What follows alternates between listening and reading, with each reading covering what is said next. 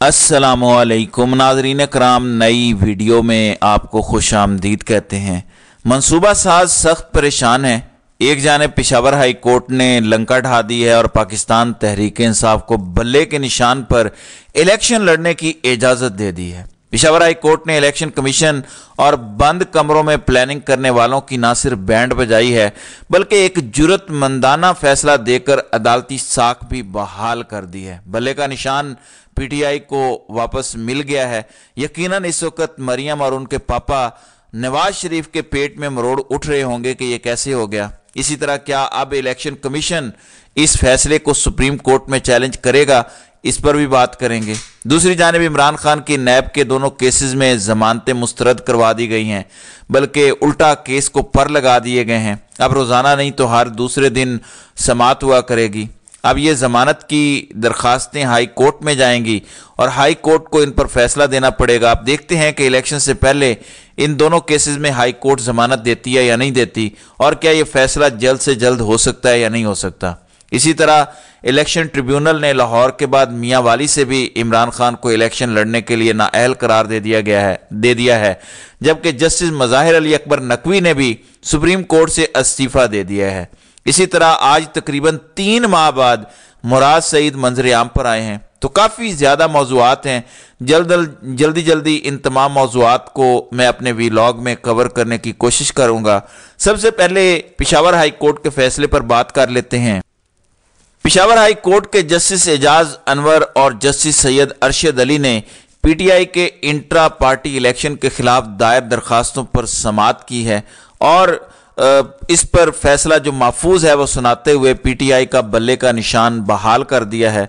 Justice Syed Arshad Ali ने पूछा कि इलेक्शन कमीशन ने कौन से सेक्शन के तहत इस पार्टी के खिलाफ कार्रवाई की, तो वकील इलेक्शन कमीशन ने कहा कि इलेक्शन एक्ट सेक्शन 215 के तहत कार्रवाई की है, जिस पर अदालत ने कहा कि इलेक्शन का रिजल्ट तो 7 दिन के अंदर जमा किया गया है।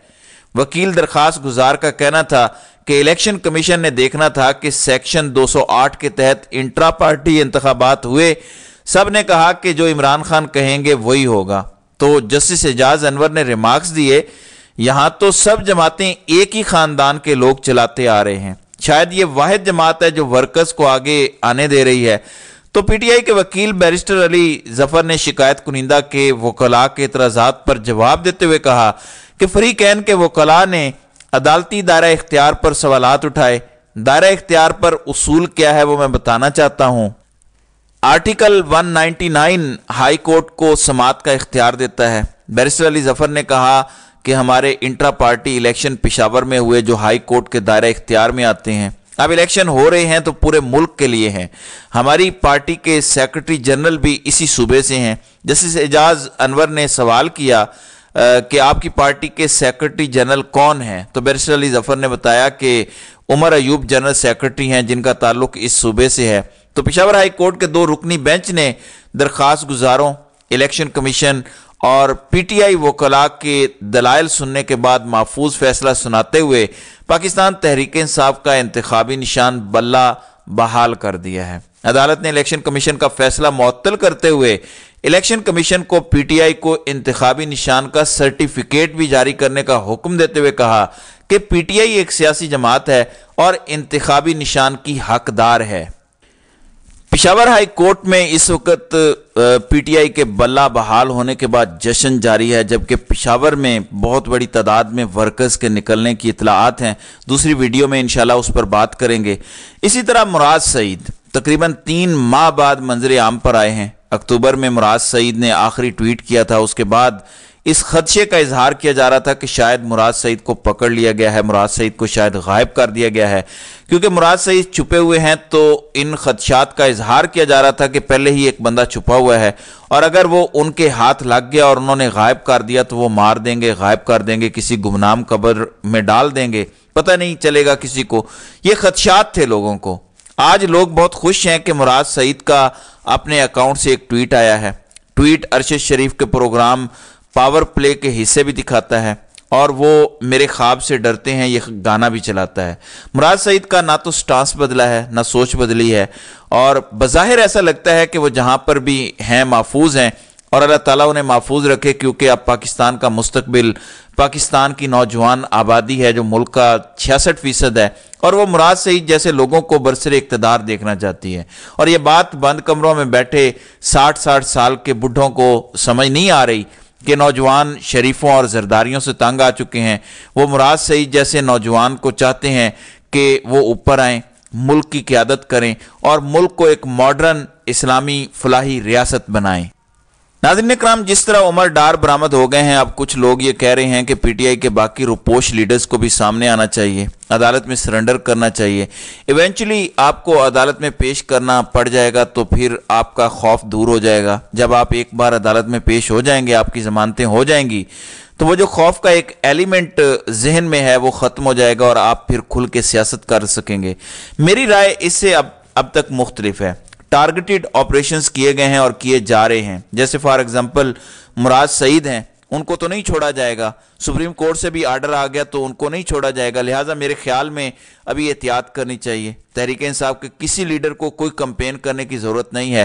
तहरीक इंसाफ का वोटर खुद जाएगा और निशान लगा कर आएगा और अपने वोट की हिफाजत करेगा, क्योंकि ये पाकिस्तान की आज़ादी और ग़ुलामी के दरमियान फैसला कुन जंग है। अवाम को इसका एहसास हो चुका है। उनसे सेहत कार्ड छीन लिया गया, यकसा निसाब तालीम पर शब खून मार दिया गया। जो शख्स एक फलाही रियासत बनाने जा रहा था उसको रोक दिया गया है और मुल्क को तबाही के दहाने पर पहुंचा दिया गया है। जिस शख्स ने कोरोना के दौरान भी इतनी महंगाई नहीं होने दी, इन लोगों ने कोरोना के बगैर तारीख के सारे रिकॉर्ड तोड़ दिए हैं। जिसने कोरोना के बावजूद जो कर्जे लिए थे 3.5 पौने 4 सालों में, इन्होंने सिर्फ 16 माह में उससे ज्यादा कर्जे ले लिए। मुल्क तो तबाही के दहाने पर खड़ा है। अवाम की तो उम्मीद यही है कि कोई सैनिटी प्रिवेल करेगी, अवाम अपने वोट का हक इस्तेमाल करेंगे और ये मुल्क नौसरबाजों से छुड़वा के दोबारा इस्लामी फलाही रियासत बनाने वालों के हवाले किया जाएगा। ऐसे में मुराद सईद जैसे लोगों का महफूज रहना बहुत ज़रूरी है। नाज़रीन इकराम, वोट की बड़ी ताकत है। जब आप लोग जीत जाएंगे, किसी में जुर्रत नहीं होगी ऐसी किसी हरकत के करने की, क्योंकि इन्हें पता होगा कि अब ऐसी हरकतें की और फिर हुकूमत बन गई तो फिर हमारे साथ क्या होगा। ये सब आपको सल्यूट मारेंगे। और मैं आपको बता रहा हूं, यही मुराद सईद को जो आज लोग धमकियां देते हैं या देते रहे हैं माजी में, ये आपको सल्यूट करेंगे। ये मैं आपको बता रहा हूं, ये लिख के देने को तैयार हूं, लेकिन अवाम ने अपना किरदार अदा करना है। दूसरी जानिब सुप्रीम कोर्ट के जज जस्टिस मज़ाहिर अली अकबर नकवी ने ओहदे से इस्तीफ़ा दे दिया है और इनके खिलाफ सुप्रीम जुडिशल काउंसिल में रेफरेंस ज़ेर समाअत था, जिसमें इन पर असासों से मुतालिक इल्ज़ामात थे, जबकि इनकी एक मुबैना ऑडियो भी सामने आई थी। जबकि जस्टिस मज़ाहिर नकवी ने आज इस सिलसिले में काउंसिल को अपना तफसीली जवाब भी जमा करवाया था। अब जस्टिस मज़ाहिर अली अकबर नकवी ने अपना इस्तीफ़ा सदर मुमलिकत आरिफ अलवी को भिजवा दिया है, जिसमें कहा गया है कि मेरे लिए अपने ओहदे पर काम जारी रखना मुमकिन नहीं है। मैंने लाहौर हाई कोर्ट और सुप्रीम कोर्ट में फ़राइज़ जो हैं वो सर अंजाम दिए हैं। तो ये इस वक्त तक की डिटेल्स हैं। अब चूँकि बल्ले का निशान पाकिस्तान तहरीक इंसाफ को पेशावर हाई कोर्ट से मिल चुका है, अब इलेक्शन कमीशन ऑफ पाकिस्तान बड़े बुरे तरीके से रुसवा हुआ है। अब इलेक्शन कमीशन ऑफ पाकिस्तान के पास एक आखिरी ऑप्शन सुप्रीम कोर्ट रहती है। अब देखना यह है कि क्या इलेक्शन कमीशन जो है वो सुप्रीम कोर्ट में दोबारा रिट जो है वो दायर करता है पाकिस्तान तहरीक इंसाफ के खिलाफ या नहीं। लेकिन अगर पाकिस्तान तहरीक इंसाफ के पास ये बल्ले का निशान रहता है, जो कि इस वक्त पाकिस्तान तहरीक इंसाफ को मिल चुका है, तो यकीनन दुनिया की कोई ताकत पाकिस्तान तहरीक इंसाफ को ये इलेक्शन जीतने से रोक नहीं सकती। तो नाज़रीन इकराम, आपकी इस वीडियो के हवाले से क्या राय है? आप अपनी राय का इजहार कमेंट सेक्शन में ज़रूर कीजिएगा।